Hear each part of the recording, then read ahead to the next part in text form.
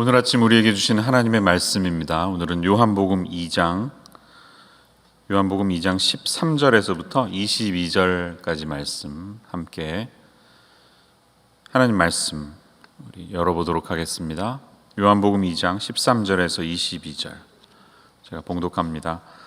유대인의 유월절이 가까운지라 예수께서 예루살렘으로 올라가셨더니 성전 안에서 소와 양과 비둘기 파는 사람들과 돈 바꾸는 사람들이 앉아있는 것을 보시고 노끈으로 채찍을 만드사 양이나 소를 다 성전에서 내쫓으시고 돈 바꾸는 사람들의 돈을 쏟으시며 상을 엎으시고 비둘기 파는 사람들에게 이르시되 이것을 여기서 가져가라. 내 아버지의 집으로 장사하는 집을 만들지 말라 하시니 제자들이 성경 말씀에 주의 전을 사모하는 열심히 나를 삼키리라 한 것을 기억하더라. 이에 유대인들이 대답하여 예수께 말하기를 내가 이런 일을 행하니 무슨 표적을 우리에게 보이겠느냐. 예수께서 대답하여 이르시되 너희가 이 성전을 헐라 내가 사흘 동안에 일으키리라. 유대인들이 이르되 이 성전은 46년 동안에 지었거늘 내가 3일 동안에 일으키겠느냐 하더라. 그러나 예수는 성전된 자기 육체를 가리켜 말씀하신 것이라. 죽은 자 가운데서 살아나신 후에야 제자들이 이 말씀하신 것을 기억하고 성경과 예수께서 하신 말씀을 믿었더라. 아멘. 오늘은 새로운 성전을 일으키신 예수님이라는 말씀으로 우리 말씀 듣겠습니다. 2주일 만에 다시 뵙습니다. 지난 2주 전에 저는 물을 포도주로 변화시키신 주님의 첫 번째 표적에 대해서 말씀 증거했는데요. 오늘은 그 이후의 사건이 이어지고 있습니다. 그런데 여러분, 이 성경을 관심 있게 읽어보신 분들은 아마 동일하게 드는 질문이 있으실 거예요. 이 본문을 보면서. 그것이 무엇일까요?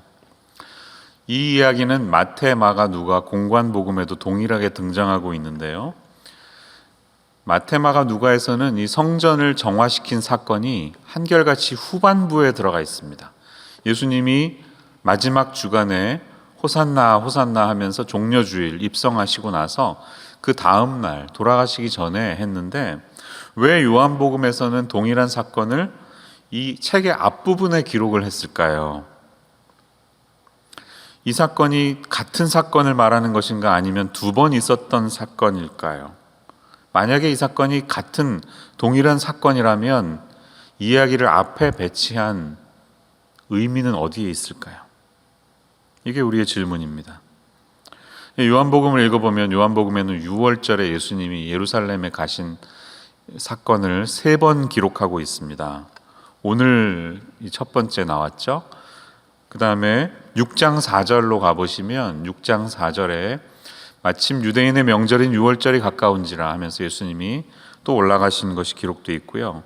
또 11장 55절을 보시면 유대인의 6월절이 가까움에 많은 사람이 자기를 성결하게 하기 위하여 6월절 전에 시골에서 예루살렘으로 올라갔더니 이렇게 3번 등장하고 있습니다. 그러니까 예수님은 적어도 6월절에 3번은 올라가신 거고 공생의 3년 반 동안의 사이클과도 함께 맞아 떨어지는 이야기입니다. 또 신명기 16장 16절을 보면요. 경건한 유대인들은 1년에 3번 무교절, 6월절, 무교절이 6월절입니다. 6월절 다음에 무교절이고요. 77절 초막절에는 반드시 예루살렘에 올라가도록 명령한 것이 있으니까요. 종교적인 의무를 다하신 예수님의 행동과도 우리에게 잘 맞아떨어지고 이해가 되는 부분입니다. 그런데 분명히 예수님께서는 마지막 주간에 마지막 6월절에 예루살렘을 깨끗하게 하신 일을 하셨다가 결국 그 일 때문에 죽임을 당하시는 이야기가 후반에 기록이 되는데 왜 여기에서만큼은 앞부분에 기록했을까? 요한의 의도가 무엇일까? 우리가 다시 묻는 것입니다. 성전 청결 사건이 굉장히 중요한 사건이었고 만약에 2번 있었던 사건이라면 앞과 뒤에 다 기록이 되어야 했을 텐데요. 그렇지 않다는 것이죠. 이 질문을 대답하는 가장 합리적인 추론은 요한이 의도적으로 뒤에 있는 사건을 이 앞에 기록했다는 것입니다. 이렇게 말씀드려 볼게요. 영화에서 플래시백 기억나시죠? 과거 회상 장면. 삐용삐용 하면서 과거에 있었던 일을 가져오는 것을 플래시백이라고 합니다. 근데 오늘 여기에서 사용한 기법은 그 반대의 말, flash forward라고 할 수가 있습니다. 미래에 있는 일을 오늘 내가 있는 현재로 가지고 오는 일이라고 볼 수 있습니다. 그것을 통해서 독자들에게 어떤 메시지를 전달하고자 하는 것이죠. 요한이 이렇게 했던 이유는 분명합니다. 그것은 바로 앞에 있었던 가나의 혼인잔치와 이 사건을 연결해서 동시에 하고 싶은 메시지를 전달하기 위함이었습니다. 주제가 있었습니다. 그 주제가 뭘까요? 그것은 예수님이 새로운 시대를 여셨다는 것이에요. 2주 전에 우리는 6 항아리에 담겨있는 그것으로 상징되는 율법의 시대가 마감됐다는 것을 배웠습니다. 그리고 새로운 시대, 포도주의 시대, 기쁨의 시대, 영광의 시대, 재창조의 시대가 열렸다는 것을 배웠습니다. 가나의 혼인잔치에서 예수님이 물로 포도주를 만드신 기적이 내포하고 있는 영적인 의미가 무엇인가? 이 질문은 영국의 낭만파 시인이었던 바이런 시인이 케임브리지 대학교에 다닐 때 종교학 수업을 들으면서 교수님이 주관식 질문으로 냈던 시험이었다고 합니다. 이 문제 하나가 딱 있는데 바이런 시인은 시험 시간이 거의 끝나감에도 불구하고 답안을 적지 않고 무엇인가 계속 구상만 하고 있었다고 합니다. 담당 교수님은 기다리다가 이제 시간이 얼마 안 됐으니까 학생이 만약에 한 문장이라도 제대로 써서 제출을 한다면 내가 낙제는 면하게 해주겠다고 그렇게 말을 했다고 합니다. 그리고 마침내 1분을 남겨놓고 직전에 딱 한 문장을 적어서 바이런이 제출을 했는데 그 답안지를 받아본 교수님은 당시 교내 최고 점수를 그에게 주었다고 합니다. 답안지에는 이렇게 써 있었습니다. 물이 그 주인을 만나자 얼굴이 붉어지더라. Water saw its creator and blushed. 되게 유명한 말이죠.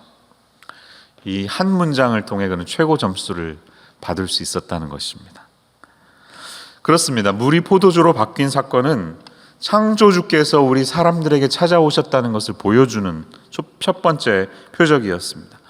새로운 시대가 열렸다는 것을 알려주는 사건이었습니다. 새 창조의 첫날이 열렸다는 것이었고 진정한 안식의 시대가 우리에게 왔다는 신호였습니다. 인간의 결핍, 부족함을 채워주고 이제 생명을 복원시키는 구세주가 우리에게 오셨음을 보여주는 사건이었습니다. 그런데 오늘 이어지는 이 사건, 성전 정화 사건은 앞에 나타났던 포도주 사건과 연결되어 있는 메시지가 있다는 것이죠. 그 메시지는 무엇입니까? 이전 시대, 건물로 상징되는 성전의 시대가 끝났다는 것입니다. 그리고 새로운 시대가 예수님을 통해 열렸다. 이 사실을 우리에게 전해주기 위해서 두 이야기를 붙여놓은 것입니다.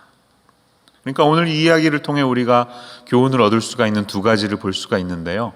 그 첫 번째 사실은 건물 중심의 성전 시대의 끝이 왔고 탐욕만 남은 낡은 체제로는 하나님의 임재를 담아낼 수 없는 것을 우리에게 가르쳐주고 있는 것입니다. 여러분, 유명한 이 사건 한번 생각해 보십시오. 예수님은 행동으로 메시지를 나타내셨습니다. 채찍을 휘두르면서 사람들을 쫓아내고 다 이 성전에 막 한바탕 소동을 일으키셨던 것이죠. 채찍질로 훈계하신 것입니다. 그렇게 해서 건물 중심의 시대가 끝났다는 것을 보여주시게 되었는데요. 여러분, 왜 이 건물 중심인 성전의 시대가 끝났을까요? 성전의 의미가 무엇입니까? 성전은 하나님이 임재하시는 장소이지요. 하나님과 그의 백성이 서로 만나서 교제하는 곳입니다.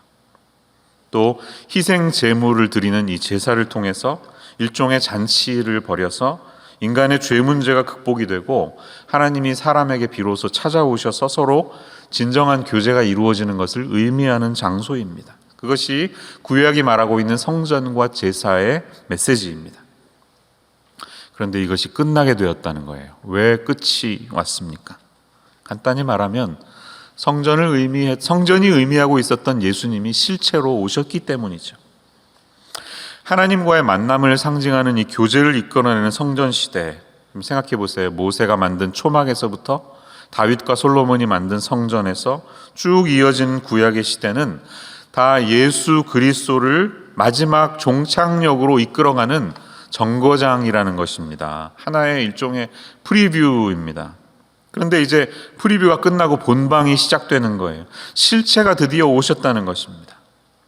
요한복음 1장 14절은 이렇게 말했죠. 말씀이 육신이 되어 우리 가운데 거하심에 찾아오셔서 텐트를 치셨다. 우리가 그의 영광을 보니 아버지의 독생자의 영광이요 은혜와 진리가 충만하더라. 그렇습니다. 이 하나님과의 교제와 하나님과의 만남을 상징하는 성전은 이제 그 실체이자 본질이신 예수님이 찾아오심으로 끝이 났다는 것을 보여주는 거예요. 그런데 여기 본문에서 우리가 알 수 있는 사실이 있어요. 당시에 이 성전을 이끌어가는 이 구체제가 얼마나 낡고 병들었는지, 변질되었는지 우리에게 가르쳐 주고 있습니다. 예수님이 두 눈으로 목격하셨던 이 성전의 모습이 얼마나 타락되어 있나요? 그것이 오늘 본문의 14절에서 16절까지 보여주는 내용입니다. 예수님은 한마디로 이 성전이 장사하는 집으로 바뀌어버렸다. House of Trade라고 지적하고 계십니다. 그래서 예수님이 제물에 쓰이는 짐승들을 다 내쫓아버리고 헌금할 수 있도록 환전하는 것을 방해하시고 환전상들을 내쫓으신 것은 이런 사실들을 보여주는 극적인 행동이었다는 것입니다. 여러분, 이 당시에 성전이 어땠는지를 한번 생각해 보십시다. 당시의 성전은요, 바벨론 포로기 이후에 스룹바벨이 와서 지었던 제2의 성전이 있었죠. 그 제2의 성전이 다 훼손되고 많이 망가진 상태였습니다. 그런데 그 당시에 유대 지역을 다스리던 헤롯 대왕이 자기가 스스로 재건축을 공사를 시작했던 사업입니다. 이 헤롯 대왕은 에돔 출신의 유대인이 아니었기 때문에 왕이 되고 나서 유대인들의 환심을 사기 위해서 자신이 유대교로 개종을 했습니다. 그리고 다스린 지 18년째 되는 아마도 BC 20년경에 이 성전 공사, 개축을 시작했습니다. 대규모 공사를 시작하면서 지성소와 성소의 규모는 그대로 원래 사이즈대로 놔뒀지만 그 주변을 둘렀던 성전 뜰과 담, 성전 문 모든 외곽을 굉장히 화려하고 아름답게 크게 지었다고 합니다. 예를 들면 이 안뜰이 있는데요. 지성소 성소 안에 있는 제사장의 뜰과 유대인 남자의 뜰이 있고 또 유대인 여자의 뜰도 나뉘고 그 바깥은 이방인의 뜰이 있는데 그런 것들을 크게 지었다는 것입니다. 지도를 함께 잠깐 보겠습니다. 이 지도는 당시 헤롯이 이 건축했던 거대한 이 성전을 조감도를 다시 상상으로 그려본 곳입니다. 규모가 대단하죠. 지금은 하나도 남아있지 않죠. 다음 그림 보시면 이 중간 부분 성소와 지성소가 있는 헤롯의 성전의 모습인데요. 그 영어 글씨가 잘 보이시지 않지만 바로 앞부분에 제사장들의 코트야드가 있고요. 이스라엘 남자들의 코트야드가 있고 성전 건너편이 Women's Courtyard, 이 여인들의 코트야드입니다. 여인들은 또 다른 곳에 배치한 것입니다. 근데 빨간 동그라미가 쳐진 곳은 그곳에 들어올 수 없도록 담을 쳐놓고 이방인들이 거기 와서 그곳에서 기도하면서 참여할 수 있도록 이렇게 만들었다는 것입니다. 이런 공사가 있었습니다.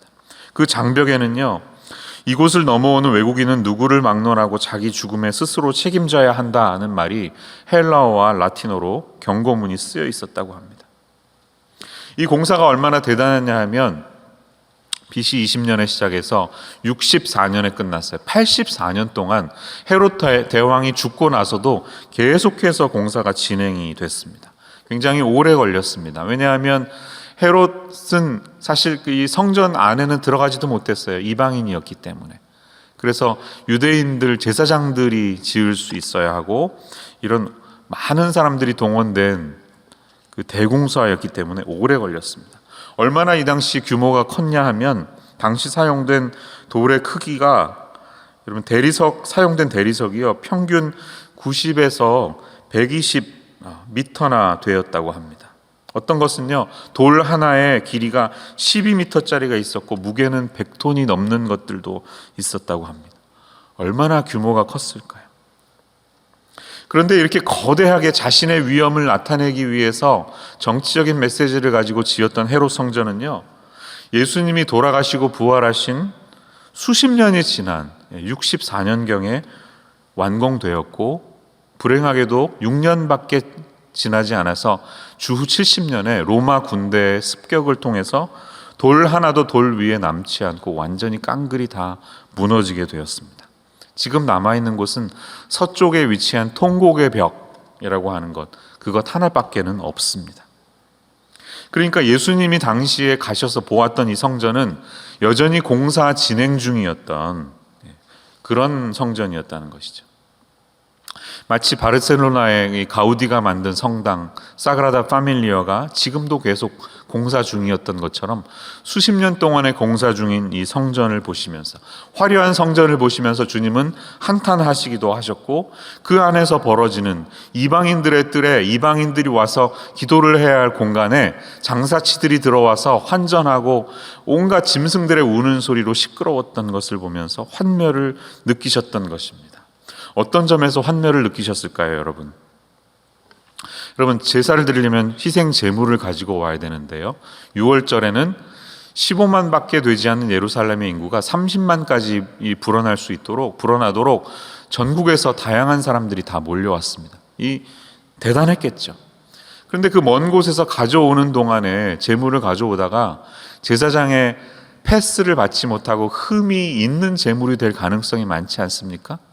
그러다 보니 차라리 그냥 여기까지 와서, 예루살렘에 와서 흠이 없는 동물을 사서 드리자 하는 것이 흔히 일어났던 일이었다고 합니다.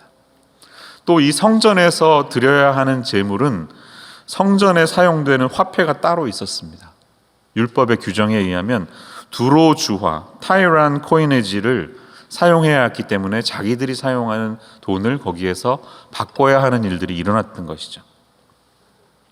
이런 일들을 감당하기 위해서 여러분, 누군가의 허락을 받고 거기 들어와서 돈을 바꿔주든지 동물을 파는 사람들이 있는데 커미션을 줬을까요? 안 줬을까요? 당연히 줬겠죠. 그로 말미암는 이득이 있었고요, 그 좋은 자리를 차지하기 위해서 점점점 성전 안까지 들어와서 이방인의 뜰까지 차지한 이 시끌벅적한 장터로 변해버린 이 모습들을 한번 상상해 보시기를 바랍니다. 예수님은 이 타락의 길로 가버린, 무너질 대로 무너져버린 이 당시의 상황을 보시면서 안타까워하셨던 것입니다. 이제는 하나님을 만나는 교제의 장소가 아니라 무엇인가 누군가의 이득을 취하기 위한 그런 장소로 변해버린 모습 속에서 주님은 옛 시대가 종말을 맞았다라고 채찍을 우리에게 드셨던 것입니다. 이제 여러분, 우리의 삶으로 좀 시선을 돌려보겠습니다. 우리는 성전 시대를 더 이상 살고 있지 않죠. 신약의 시대는 성전의 시대가 아닙니다. 그럼에도 불구하고 우리는 어떻게 신앙생활을 하고 있습니까? 혹시 이 시대 속에서도 우리는 여전히 성전 건축이라는 타이틀을 가지고 사람들에게, 성도님들에게 혼란스러운 가치관을 저 같은 우리 지도자들이 심어주고 있지는 않는지 우리의 현 주소를 돌아보아야 합니다. 성전이 아님에도 불구하고 여전히 성전인 것처럼 몰아가고, 이 하나님을 만나는 예배 드리는 곳에서 무엇인가 장사하는 비즈니스의 도구가 되고 있지 않는지 우리 자신의 마음을 돌아보아야 합니다. 여러분, 교회가 장사하는 곳으로 바뀌는 것은 그렇게 어려운 일이 아니라고 생각합니다. 단순히 바자회를, 이런저런 바자회를 하고 하는 것을 이야기하는 게 아니에요. 단순히 헌금을 지나치게 강조하는 것을 말하는 게 아니에요. 교인들이 서로 자기 자신의 이익만 취하면, 남의 이익이 아니라 나의 이익을 취하기 위해서 교회를 온다면 바로 그것이 장사하는 집이 되는 것입니다. 장사의 목적은 결국 프로핏 아닙니까? 이윤 창출이 아닙니까? 그와 마찬가지로 교인들이 서로 자기 자신의 프로핏을 위해서 교회를 드나든다면, 그래서 내가 가진 것을 나누는 것보다 내가 받는 것, 내가 가지고 가는 것에 목적을 둔다면 교회는 아주 간단하게 장사하는 집이 되고 있는 것입니다. 이 신약의 교회 시대를 살아가는 우리들은 나 자신을 위한 이윤 창출이 아니라 다른 이들을 위해 내가 존재하듯이 살아가고 있는가, 이 질문을 우리가 함께 할 수 있어야 하겠습니다. 마지막 두 번째 아웃라인은요, 이 사건을 통해 우리는 예수님 자신이 곧 성전이시며 또한 완벽한 희생제물이 되심을 우리에게 보여주고 있음을 배워야 합니다. 자, 이 사건은 우리에게 매우 익숙한 사건이죠. 앞에 말씀드렸듯이 마태, 마가, 누가복음에 다 등장한 유명한 사건입니다. 그런데요, 이 요한복음에는 공관복음과는 좀 다른 묘사가 기록이 되어 있습니다. 지금 다 사건을 볼 수는 없지만요, 제가 설명드리면 공관복음에 나타났던 성전 정화 사건에서는요, 예수님이 사람들을 쫓아내셨다고 기록이 되어 있습니다. 사람들을 몰아내셨다 이렇게 말씀하십니다. 그런데 오늘 요한복음에서는 양이나 소를 다 성전에서 내쫓으시고 비둘기 파는 사람들에게도 그 비둘기가 있는 장을 가지고 나가라고 말씀하는 것을 볼 수가 있습니다. 그 사실을 요한복음은 강조하고 있어요.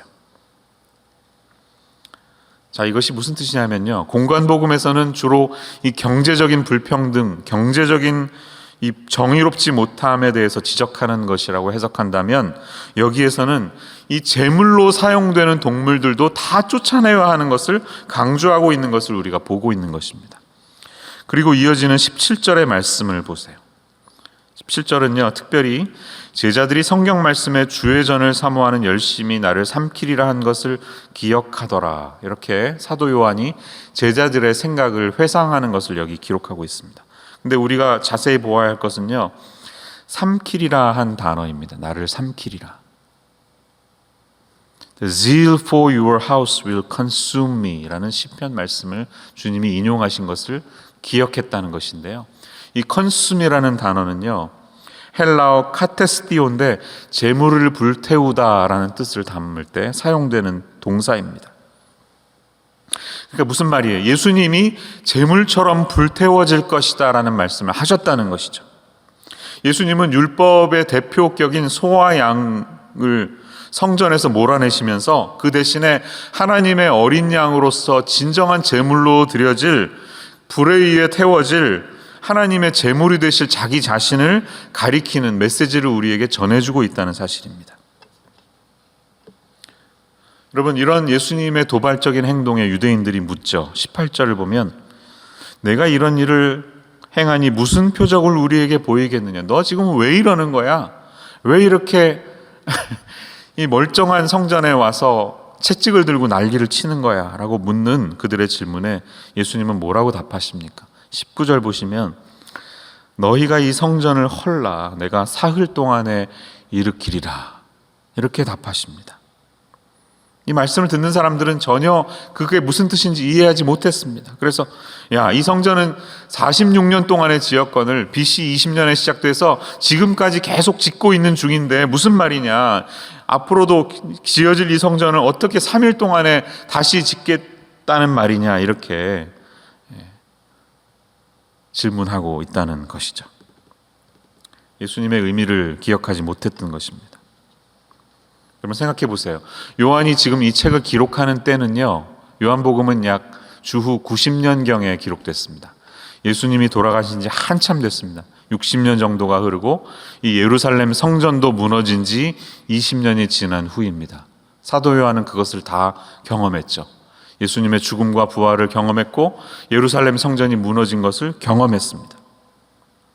경험하고 나서 그때 하셨던 말씀들을 떠올려 보니까 그렇구나, 예수님이 이 성전이 무너질 것을 예언한 사건이었구나. 그리고 그분의 부활, 사흘 만에 일어나셨던 부활 사건을 통해서 진정한 성전이신 자기 자신이 바로 성전이 된다는 것을 가르쳐 주셨다는 것이구나 라는 것을 깨달은 것입니다.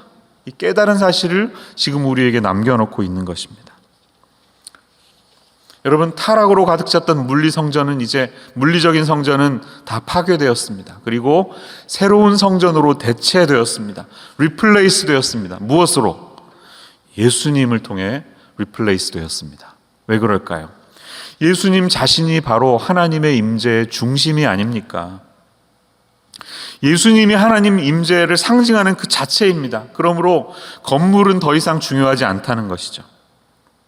이 사건을 기록하는 마태복음 21장의 병행 구절을 보면요, 예수님이 환전상들을 다 쫓아내신 다음에 악한 농부의 비유를 말씀하시고 경고하세요. 그리고 경고하시면서 끝에 이런 말씀을 하세요. 건축자들의 버린 돌이 집 모퉁이의 머릿돌이 되었나니. 아마 기억나실 거예요. 시편 말씀인데 이 뜻은 바로 예수님 자신이 모퉁이 돌이 되신다고 언급하시는 거예요. 예수님 자신이 다시 지어질 하나님의 성전의 모퉁이 돌, 코너스톤이 되신다는 말씀을 하고 계신다는 것입니다. 왜 그렇습니까? 여러분 생각해 보세요.